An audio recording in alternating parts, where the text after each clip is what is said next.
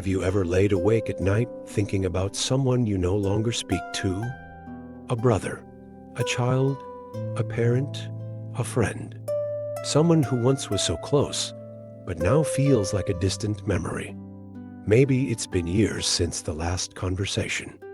Maybe the silence grew after one difficult moment, or maybe it happened little by little until the distance became normal. But deep inside, it still hurts. At this stage in life, we carry so many memories. Some bring joy, but others are heavier. Unfinished conversations, apologies that were never spoken, love that got buried under anger, pride, or pain. And the longer time passes, the harder it seems to go back and heal what's been broken. Maybe you've thought to yourself, it's too late, or I'm too old for this now. But what if that's not true? What if this is exactly the time God has chosen for healing to begin?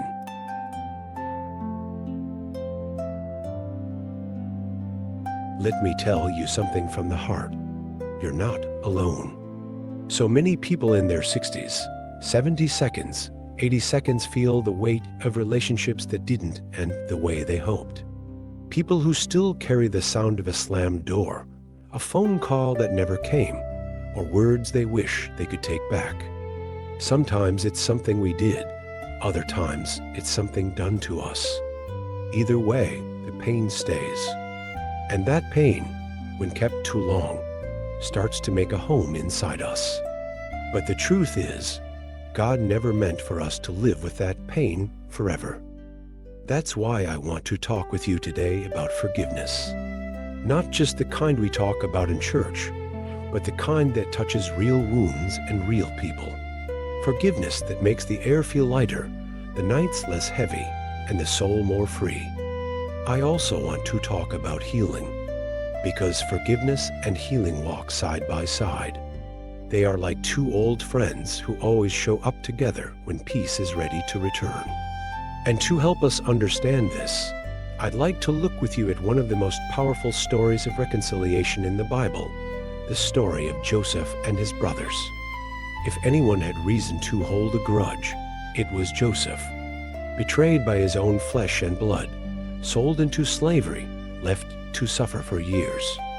Yet, when the moment came, he chose to forgive.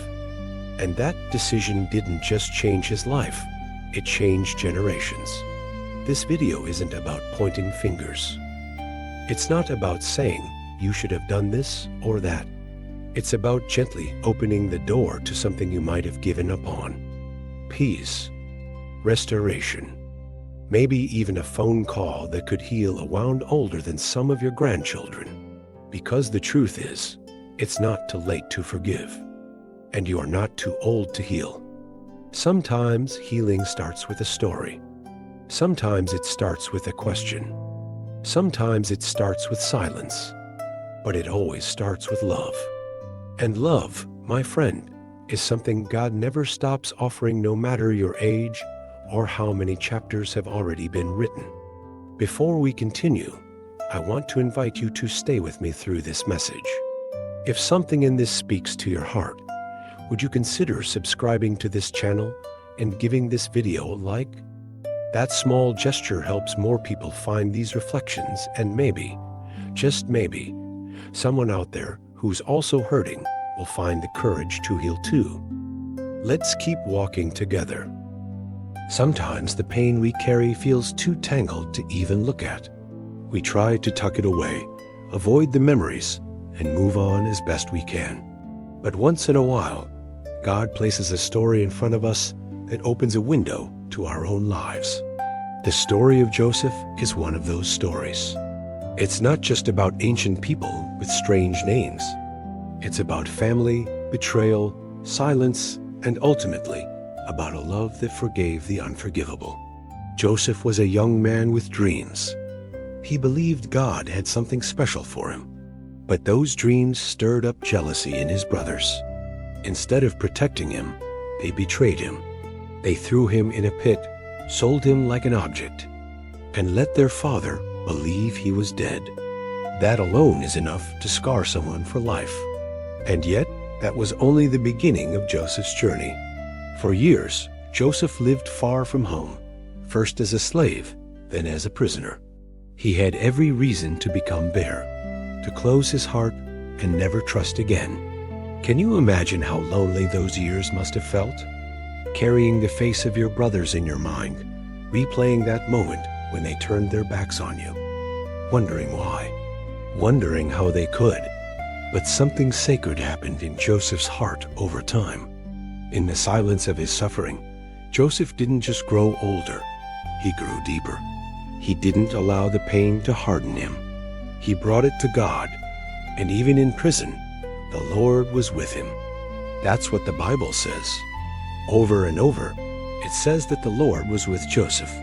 And because of that, something beautiful happened. Joseph didn't lose himself. He didn't lose his kindness. He didn't lose his purpose. Eventually, Joseph's life took a turn. He rose to power in Egypt, became second in command to Pharaoh, and managed food during a great famine. And that's when God brought the past right to his doorstep. One day, Joseph's brothers came to Egypt looking for food. They didn't recognize him, but he recognized them. Can you imagine what that moment felt like? The men who sold him now standing before him in need. Joseph had every power to get revenge. He could have turned them away. He could have punished them, and no one would have blamed him. But Joseph didn't act from the pain of the past. He acted from the faith that had grown through it. He tested them, yes. He wanted to see if their hearts had changed. And when he saw their sorrow and humility, something broke open in him. He wept. Not just once, but many times. The tears of someone who has carried too much for too long. The tears of someone who still remembered the laughter of childhood, the voices of brothers now aged, the ache of a father who believed his son was dead. And then, Joseph did what only someone with deep faith could do. He forgave.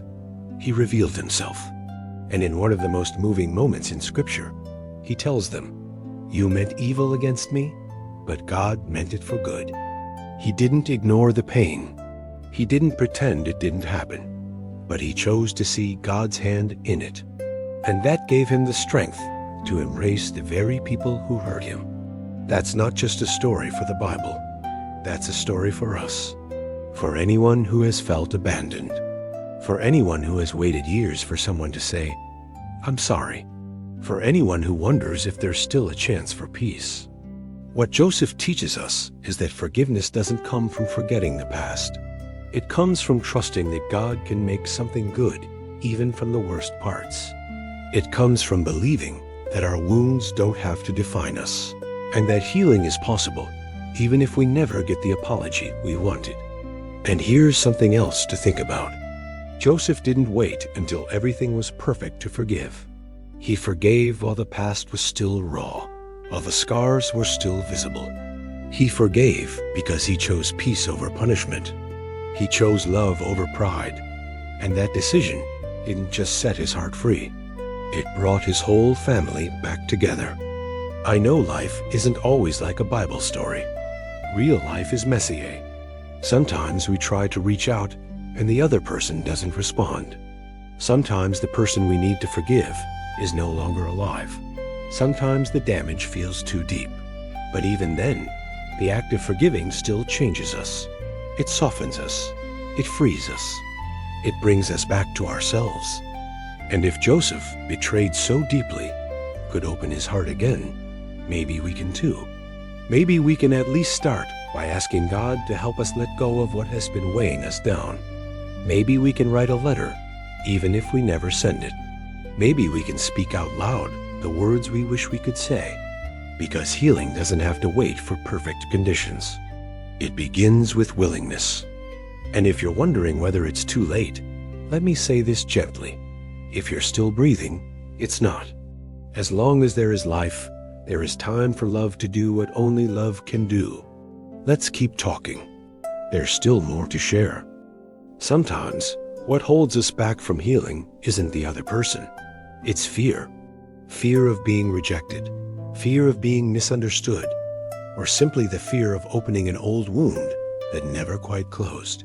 But the truth is, many of us carry more pain from silence than we would from an honest conversation, even a difficult one. Silence can be heavy. It sits in the heart like a stone.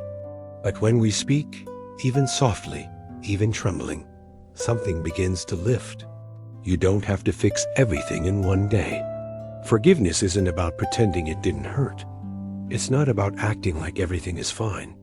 It's about choosing to move in a new direction. Sometimes that starts with a prayer, a simple, honest one. Lord, I don't know how to forgive, but I want to. Please help me. That's enough. God listens to sincere hearts. He knows how long you've carried this. He knows every tear you didn't show. For some, it may mean writing a letter. Not to send right away, maybe not ever, but putting into words what's been sitting in your soul for years can bring clarity. You can write to the person who hurt you, or to the version of yourself who lived through it. You can write to God. No filter, no rules, just truth. Sometimes healing begins when the pain has a voice. And maybe, one day, that letter becomes a phone call, or a visit, or a quiet moment when you say, I've missed you. Not everyone will respond the way you hope. Some people are still carrying their own hurt, too tangled to speak. But your healing doesn't depend on their reaction. Begins with your release. You don't need their permission to forgive. You just need your own permission to be free. Joseph forgave before he knew how his brothers would respond. He made peace in his heart first, and because of that, he was ready when the moment came. He didn't just save a family, he saved a future. And maybe that's what's at stake here. Not just closure, but legacy. Peace that ripples out to children, grandchildren, even those not yet born. Forgiveness creates space for love to grow again. And love, when planted in old soil, can still bloom.